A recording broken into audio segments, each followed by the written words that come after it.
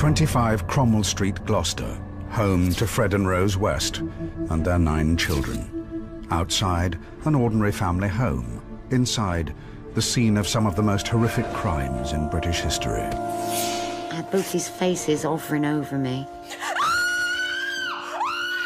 And he said, "We're going to kill you, and we're going to bury you under the paving stones of Gloucester." A house of utter depravity, which shocked even the toughest investigators. And it was obvious as a human thigh bone, and female and young. Officers searching 25 Cromwell Street have today discovered what they believe to be another set of human remains. You are facing something that you have never, ever seen before, and you really don't want to see it. This is the true story of Fred and Rose West.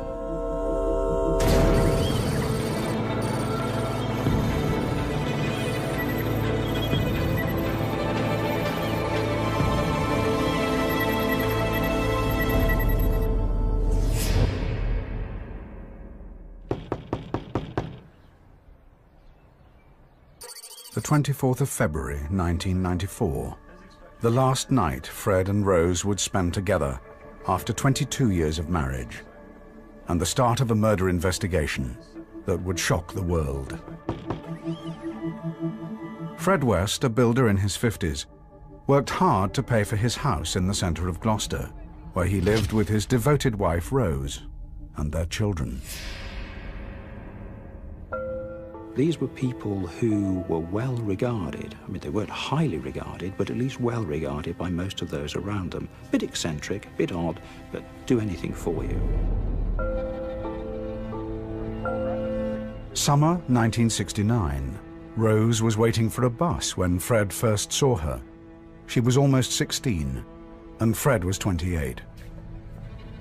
Fred tracked Rose down to the cafe where she waitressed.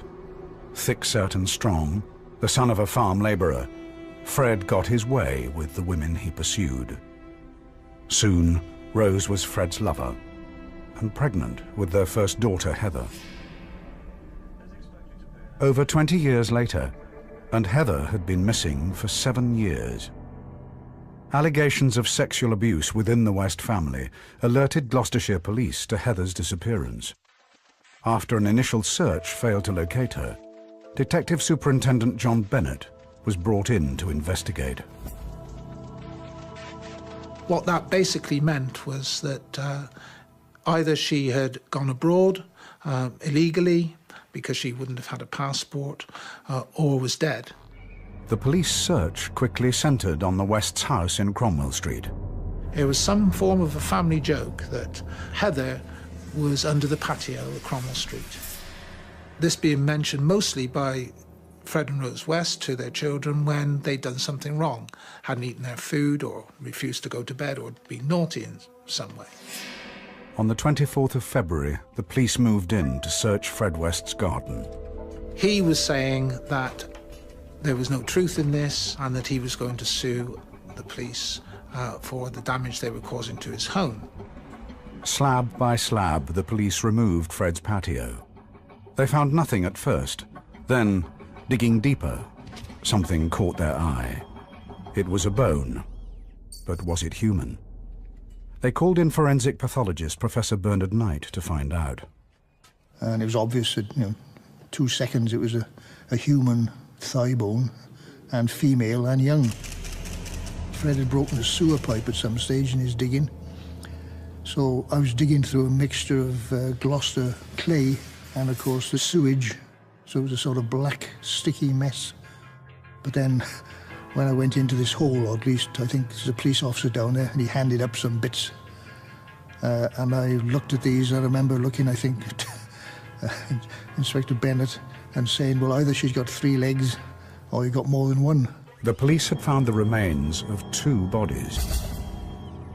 They suspected one was Heather, but who else was under the patio? The police confronted Fred. Fred made a staggering confession. Not only Heather, but 2 other women were buried in the garden. One had a name. He said she was Shirley Robinson, his secret lover. and pregnant with his child. The thing I want to stress, is Rose doesn't know anything at all. She hasn't done anything. The other, he claimed, was Shirley's mate. The police needed more information, but Fred kept changing his story. One minute he was making admissions, the next minute he was denying that he had done any of these murders and it was somebody else. She's not going to let me say to her, I strangled Heather without coming straight to the police. Don't get Rose wrong. Rose lived by the law. Properly, I mean. But all the time, whenever he returned to making his admissions, he would reinforce that his wife knew nothing of these crimes at all, that they were purely down to him.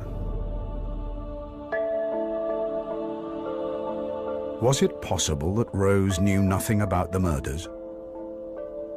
3 young women killed and buried under her nose, including her daughter Heather. Cromwell Street was turning out to be no ordinary family home, but a house of unimaginable horrors.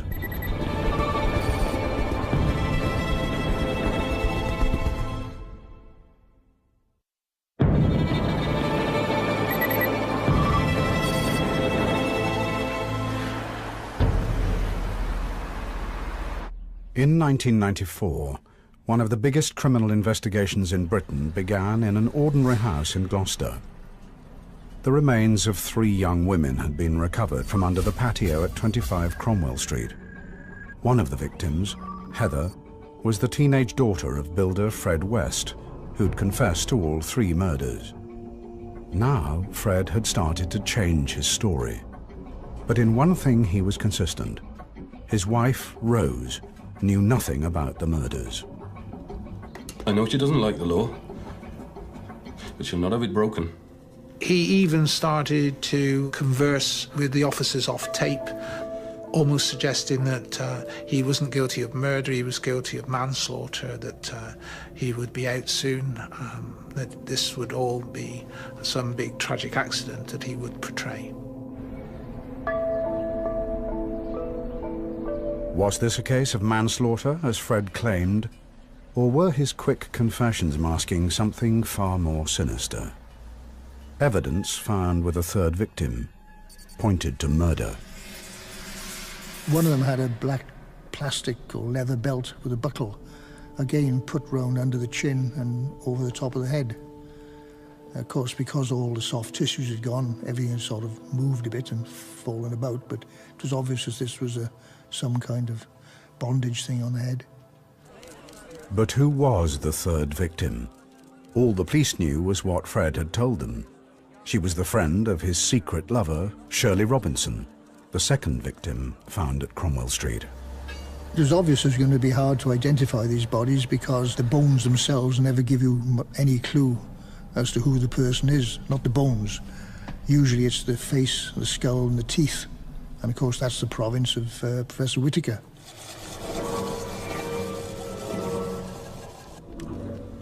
There is more information in your teeth about you and your lifestyle and your age and possibly even how you died than there is in most other parts of your body, especially if the body is decomposed and the soft tissues have gone and the teeth are still there. To help the police, Professor Whittaker needed photographs of likely victims. Providing we can get a photograph of them smiling and showing their teeth, those teeth have an incredible amount of information in them in terms of height, tilt, roundedness, all of these which will show up in a good photograph. And so we assess those in the laboratory and then we sort of fuse simply a photograph that comes into me from the police with an image of the person's skull. And if we've got it right, it sort of goes click. But how could the police provide photographs when they didn't have a name for one of the victims? Unsolved missing persons files were reopened. Names began to emerge. Winter 1968. Mary Bastholm, a young waitress, went missing from a bus stop in Gloucester. 5 years later, a young student, Lucy Partington, vanished from another bus stop, this time in nearby Cheltenham. Was it possible one of them was the third victim buried at Cromwell Street? Or could they both be there?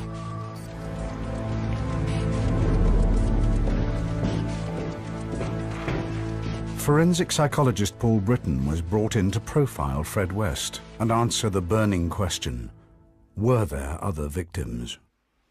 I was in a position where I had paperwork that went back 20, 30 years. And as I began to look at that, then the bells began to ring rather grimly for me. Because what I began to see were some of the hallmarks, the highlights of a very dangerous offender. Not at all the man that I'd been told might be sitting downstairs. My view was that all that had happened is you had simply seen 3 high points, and that it was very unlikely, unthinkable really, that you were going to have silences across the intervening years. The time between those 3 marks was going to be filled with other sorts of murder, other sorts of killing.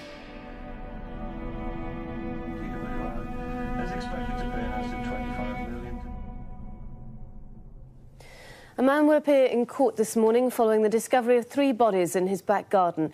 52-year-old Fred West from Gloucester is accused of murdering the women, including his 16-year-old daughter Heather, who disappeared in 1987. I listened to the news and I just went straight back to 1972, and I was there again, and I remembered those words, you know, bury me under the paving stones. There was hundreds of girls, and I thought paving stones, patio, same thing. Caroline Roberts looked after Heather when she worked for the Wests as a nanny. Deeply disturbed by news of her death, she rang the police to offer a statement. That night I couldn't sleep at all. I knew the police were coming in. I was trying to remember all the things that I took 22 years trying to forget. And it was so vivid that in the end I had to get up in the middle of the night and I just wrote everything down. It was haunting for me because I really felt responsible for their deaths. It was almost like they were my family. I knew them all intimately, and I think that's because I know up to a point I shared the same experience as them.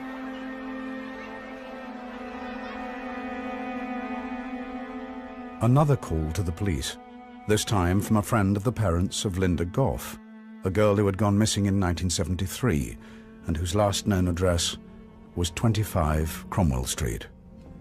New information started to emerge. During the course of looking for her, Mrs. Gough had gone to the address and been told by a woman and her husband, Linda had left some time previously.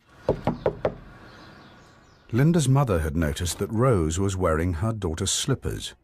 If this was the case, and Linda was one of Fred's victims, it was possible Rose knew about the murders. She's not here. He was also wearing a cardigan or some knitted clothing that was Linda's, and outside on a whirligig type washing line was some of Linda's nightwear. The Wests told Mrs. Gough that Linda had moved on, leaving some of her things behind. Believing their story, but unable to locate Linda, June Gough waited for her daughter's return. Years went by, but Linda never came back. Caroline Roberts first met the Wests 6 months before Linda moved in. In her statement to the police, Caroline recalled in chilling detail how the Wests selected their potential victims. This one night I was hitchhiking back from Tewkesbury on my own, and this car pulled up with 2 people in, and this was Fred and Rose West.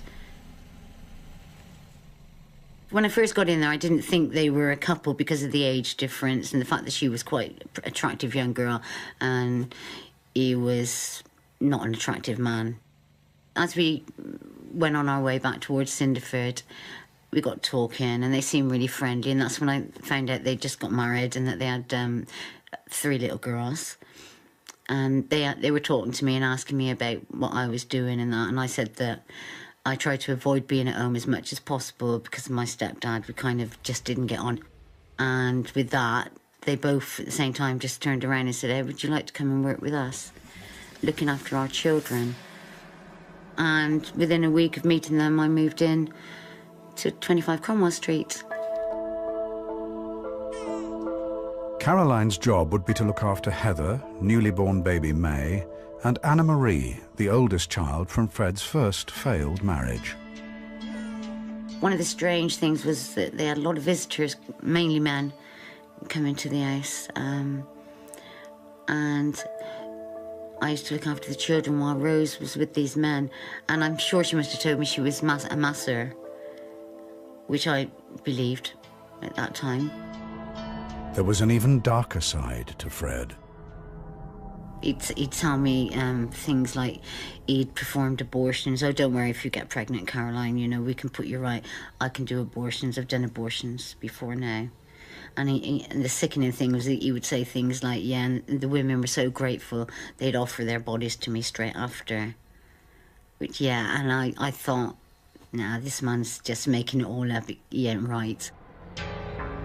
Shortly after, Caroline left Cromwell Street hoping never to return. But Fred and Rose had other plans for her. For Paul Britton, Caroline Roberts' statement made one thing clear: the house was the key. To understand the Wests fully and what went on inside their home, he needed to visit the crime scene. He needed to visit Cromwell Street. It was an ordinary house. It was one of a row. It was the end one, as I recall, and I think its neighbour on one side was a church. The church walls made the boundary on one side of the house. Going up the stairs, they're quite steep, but as you turn round on the back of the doorway and the bit above the doorway, there is a full-length picture of a woman, very reminiscent of the younger Rosemary, beckoning. Disturbing details of the Wests' lives started to emerge. Bedrooms Rose used for prostitution, fitted with listening and recording devices so that Fred could watch. But most significant of all for Britton was the cellar.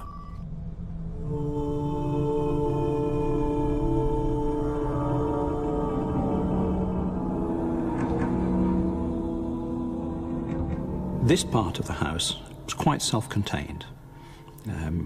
People could go about whatever they did there, being reasonably sure that they weren't going to be disturbed. If you came in through the back way, you'd have to come in through kitchens and a bathroom area, and to get to where we are now is quite an intricate little route. So you're not going to be disturbed. There are no external windows, the brickwork is quite thick. You are in the lower part of the foundation of the house. So that, if you like, is the... It serves a joint function. It's the ultimate pleasure room, but it's also the working room. It's the room where these dreadful things are done. He told the police to move their search inside the house. I mean, the words in a way were clumsy, but I mean, they're in the garden because the house is already full.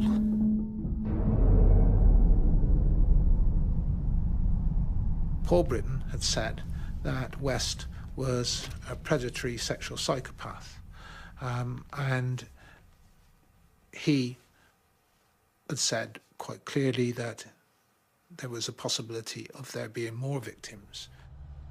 I'm saying now that you are facing something that you have never, ever seen before, and probably very few of your colleagues have seen, and you really don't want to see it. The police began to search the cellar for more victims. Fred was told they had moved inside the house. He was also questioned about Linda Goff and why Rose had been wearing her clothes. Fred refused to answer. Just after 5:30 that afternoon, I received a phone call from the cell block to say that Howard Ogden, the solicitor who was representing West, had asked to see me urgently.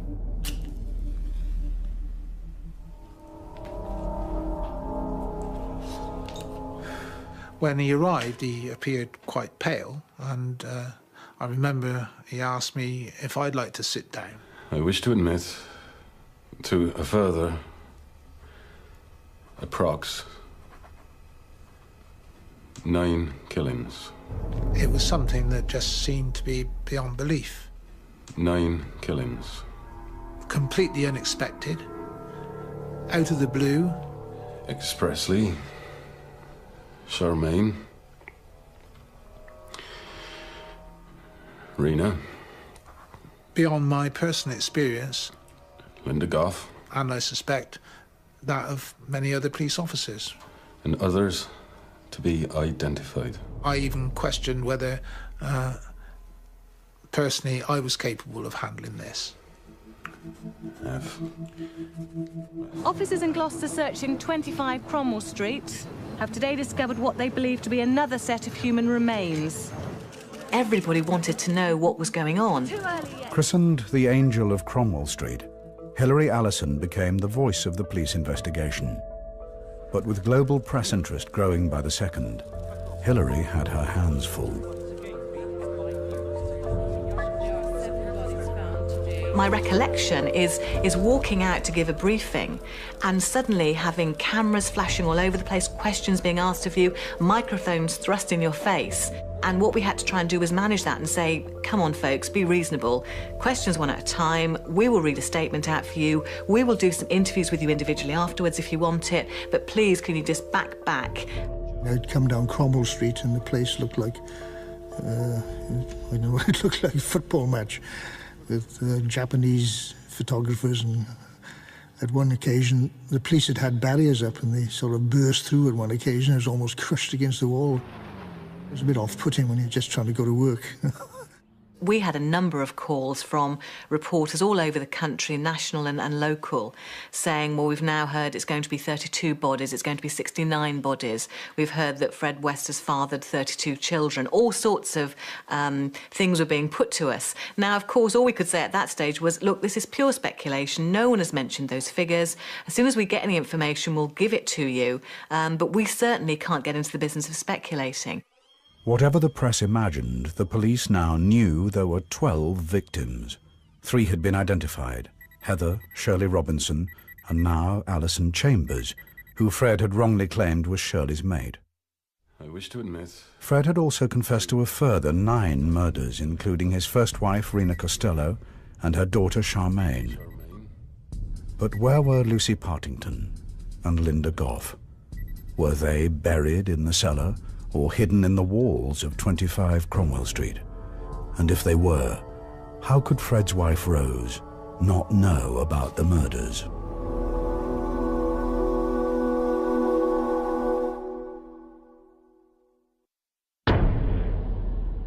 Fred West had confessed to the murder of 12 young women, but the horror was not confined to West's home in Cromwell Street.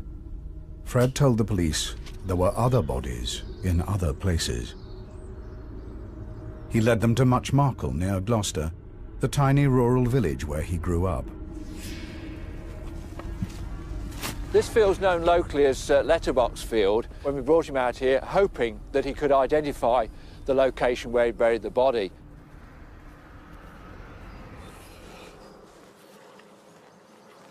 We were very fortunate that within 4 days of starting excavations here, we did recover human remains.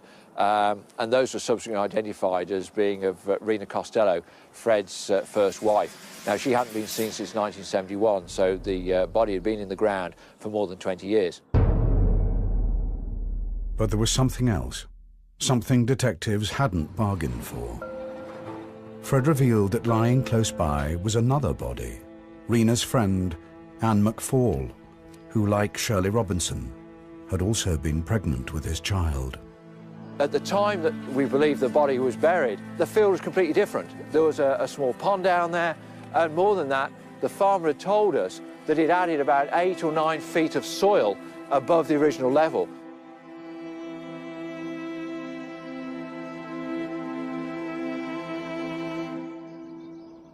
We spent 2 months here, digging out a huge amount of ground. In fact, the hole was the size of an Olympic-sized swimming pool. We'd done all this work, and we were almost on the point of closing the operation down when we finally discovered the remains. The recovery of the remains of Anne McFall was rather poignant here because we believe that she was probably the first victim of Fred West, and she was the last one to be found. Inside West's home at Cromwell Street, the police search was also reaching a conclusion.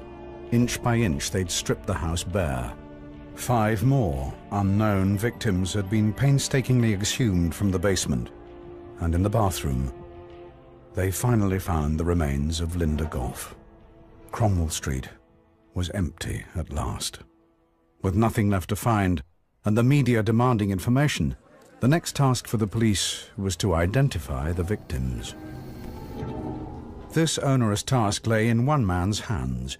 Professor Whittaker was making progress with a skull from the cellar, with a distinctive clue to its identity.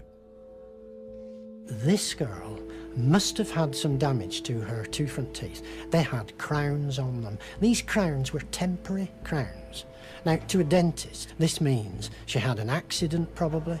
She had the work done to make new crowns. She had temporary ones put on, and she died and was unable to go back for that fitting. The precision of Whittaker's observations led a police colleague to ask him an unlikely question. She remembered an incident from a hockey match many years before, when a local girl had her teeth knocked out, and she asked if it could be the same girl. We had, I don't know, 10,000 missing girls in Britain. They were in the frame. And a woman police detective says, do you think it could be this girl who was playing hockey? And of course the answer has to be, it's incredibly unlikely, but we ought to check it out. The team was put on to sort this out, and it turned out to be her. I realised that Lucy wouldn't be dead if she hadn't been a female and if she hadn't been collided in this most extraordinary and incomprehensible way with the world of the West that was the complete opposite of her life.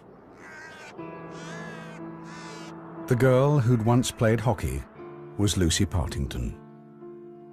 After 20 years of waiting, Marion could lay her sister to rest. She asked the police if she could see Lucy's remains.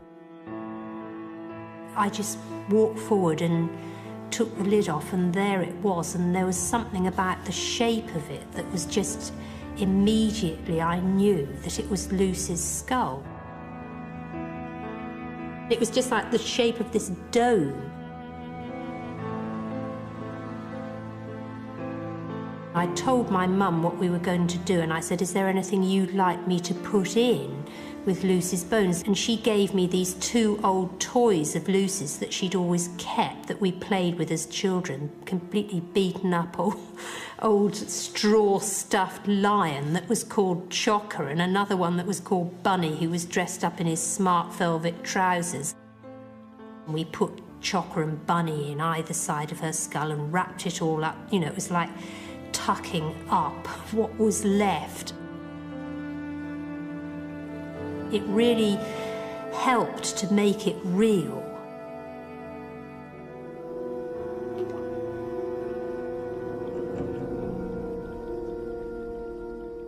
I'd been away from the West's house for about a month. And then on December the 6th, I was hitchhiking back from Tewkesbury again, in exactly the same spot that they'd picked me up, 5 weeks earlier.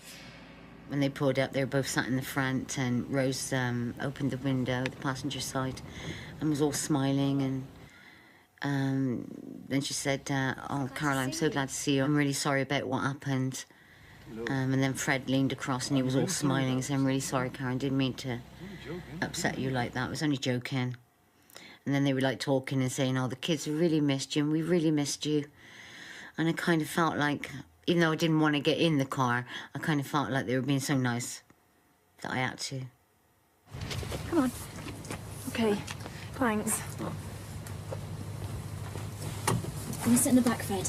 Have a chat with Carolyn. About 2 miles into that journey, Fred looked at me in the rearview mirror and asked me if I'd had sex. And I just had this feeling come up in my stomach and felt sick, and I thought, oh, here we go again. Check and see. Check and see if she's had sex. And with that, she grabbed my crutch. Fred pulled up on the grass verge and turned around in his seat and just kept punching me across the side of the head. And I was knocked out.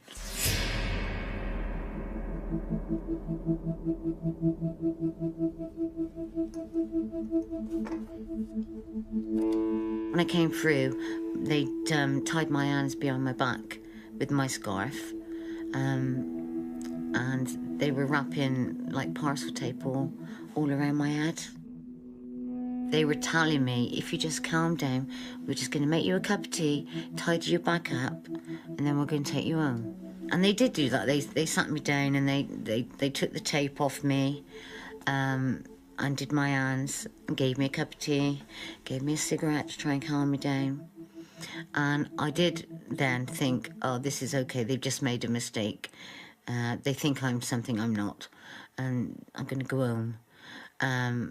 And a few minutes later, after we'd finished a cup of tea, Rose grabbed hold of me and tried to kiss me on the mouth. These are people, the Wests, probably got more joy, more satisfaction, more fulfillment out of what they did, these poor girls, than anything else in their entire existence. And the fact that they did it together heightened the value and the pleasure to them. Fred was mostly watching. And then it progressed a bit further, and then they were both interfering with me, and discussing my genitals. And Fred was saying that there was something abnormal about my genitals, but not to worry because he could put that right. If you look at what happened to her, you see the antecedents, you see the script, if you like, for many of the things that were to come later and to be enacted with the victims who were murdered most terribly.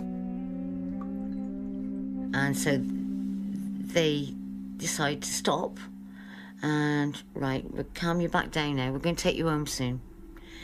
Get me another cup of tea, take my gag out while I have this cup of tea, and a cigarette, and then it starts again. The Wests used her for their immediate sexual gratification. That was important to them. They raped her, they dominated her, they controlled her.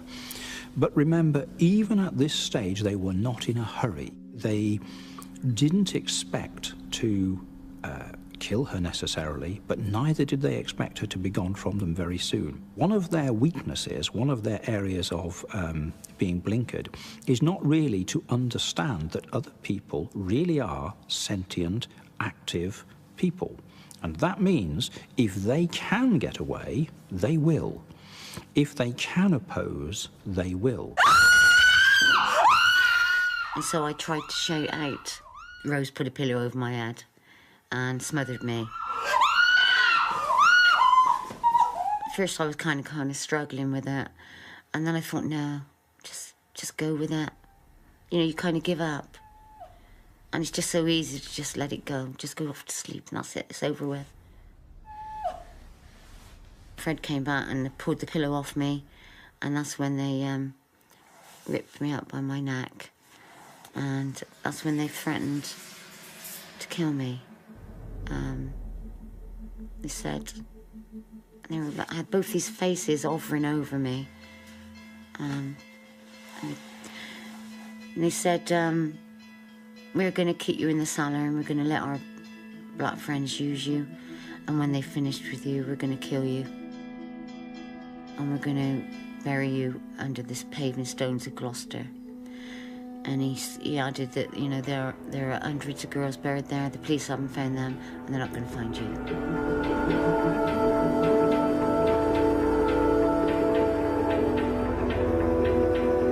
Caroline was not alone. Evidence found with the remains of the West's victims suggested they'd been through something similar before their lives had been ended.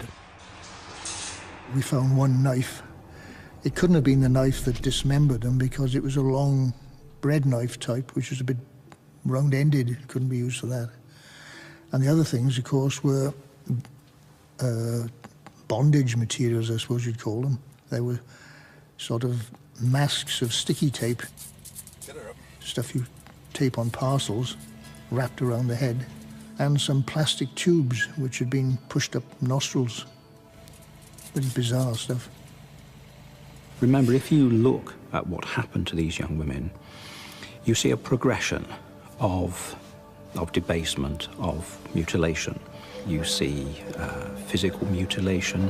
All of these things are much more enjoyable when they can be repeated in discussion, in shared memory after the event. And this would be an area where Rosemary, for Frederick West, would be absolutely vital. She had enormous value to him. In 1972, Caroline Roberts was raped, abducted, and nearly murdered by Fred and Rosemary West. They spared Caroline after she promised to stay silent about her ordeal. She slipped away at the first opportunity and went to the police. Still traumatized, Caroline was unable to face a rape trial, so the police charged the Wests with indecent assault. Fred and Rose were released with a £100 fine. I think the most shocking aspect of the West case is that it ever got to being a set of serial killers plying their trade. Everything that we know about the Wests was evident in that first case that went before the magistrates all those years ago. Instead of serving a prison term for rape, the Wests were free to murder Linda Goff, Lucy Partington, and Carol Ann Cooper before the year was out. From Caroline's statement, it was clear to the police that Fred and Rose were in it together. She's a perfect mother. Fred had been lying to protect Rose, who was still protesting her innocence. Now under arrest, Rose was summoned to the magistrates' court, where she would be charged jointly with Fred for 9 counts of murder. In court, Rose would be reunited with her husband. On each occasion, she snubbed him, looked away from him, didn't accept his attempt at touching her or advances, and this clearly quite perturbed him. Rejected and dismayed, Fred wrote Rose a letter. Well, Rose, it's your birthday. And you'll be 41. It's still beautiful. It's still lovely. On New Year's Day, around 1 o'clock, we'll always be in love. The most wonderful thing in the world was when I met you. West, using parts cut from prison blanket and making a very neat, snake-like rolled rope, which he very neatly blanket stitched. I haven't got you a present. All I have is my life. I was asked by the investigators, did I think there was any risk that the Wests might kill themselves or hurt themselves in an attempt to avoid justice, or if they tried to escape, or what their defence might be. And my view was very clear that Rosemary West, certainly before a trial, would never make any admissions. That although it hadn't been anticipated by folks years before, she psychologically was much stronger, much more intact than Frederick West ever was. She would not say anything. Frederick West was very different. If he learned that Rosemary was in fact repudiating him, then he would almost certainly try to kill himself. And Rosemary began to repudiate him, and so he killed himself. Fred took the truth with him to the grave, and with no evidence linking Rose directly to the murders, it looked as if the Wests could escape justice. 25 Midland Road, the Wests' former home. Sit on the couch. Under cheap kitchen linoleum lay the body of a child. She had been there for over 2 decades until the police recovered her. 8-year-old Charmaine was Fred's stepdaughter. Her mother, Rena Costello, had been murdered by Fred and buried in a field at Muchmarcle. Charmaine had last been seen in 1971, the year Fred spent 9 months in prison, leaving Charmaine in Rose's care. If it could be shown that he was in prison when this unfortunate child died, was murdered, then he clearly couldn't have done it. And Rosemary had a problem. It was the vital evidence the police needed to convict Rose. But there was a hitch. The police couldn't find a photograph of Charmaine that showed her teeth. Without it, Professor Whittaker couldn't determine the date of her death. And without a date, Rose West would get away with murder.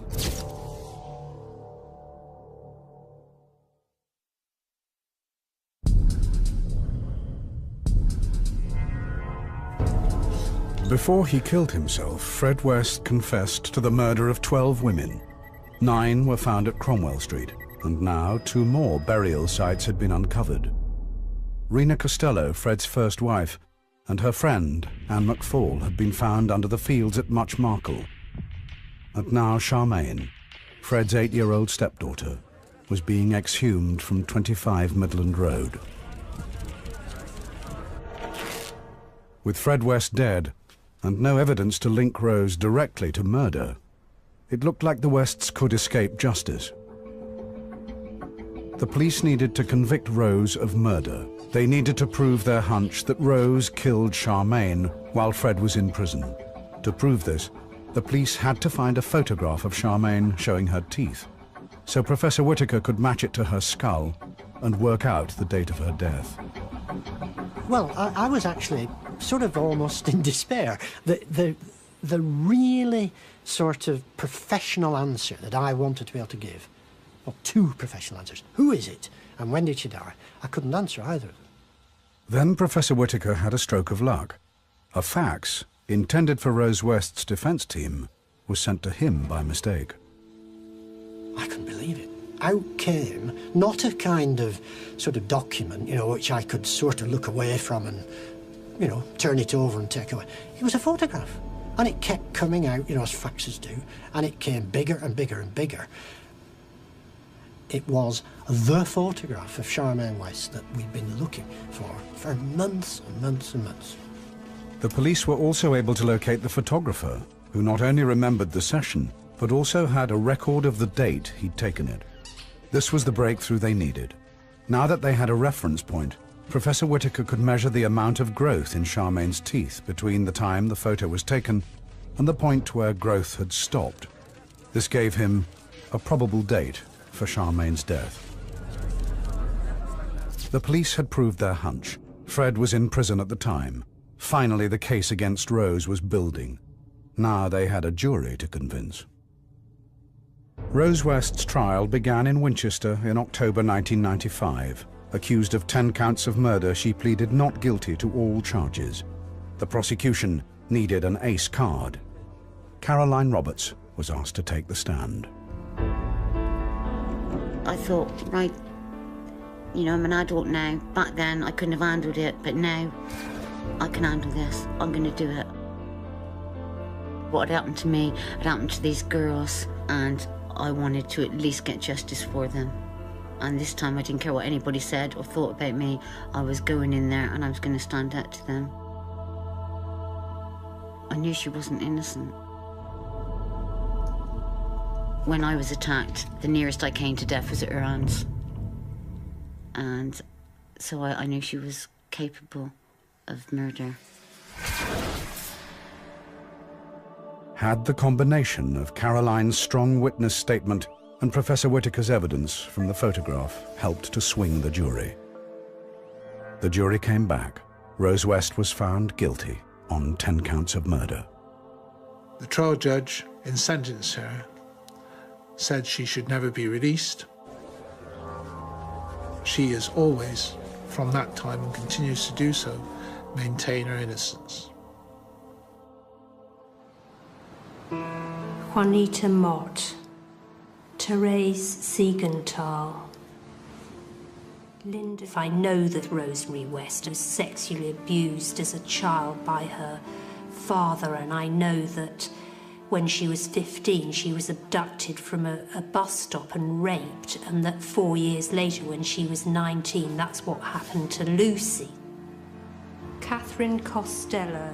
And I gradually, as the years have gone by, I've felt more compassion for her.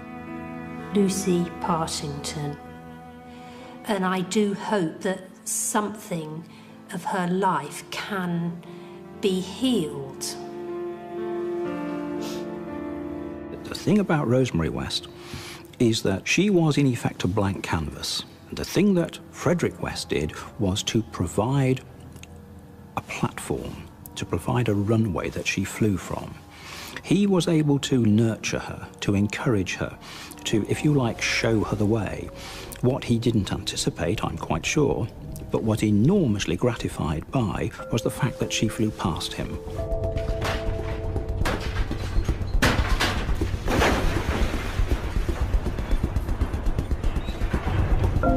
In 1996, the police supervised a 5-day demolition of 25 Cromwell Street.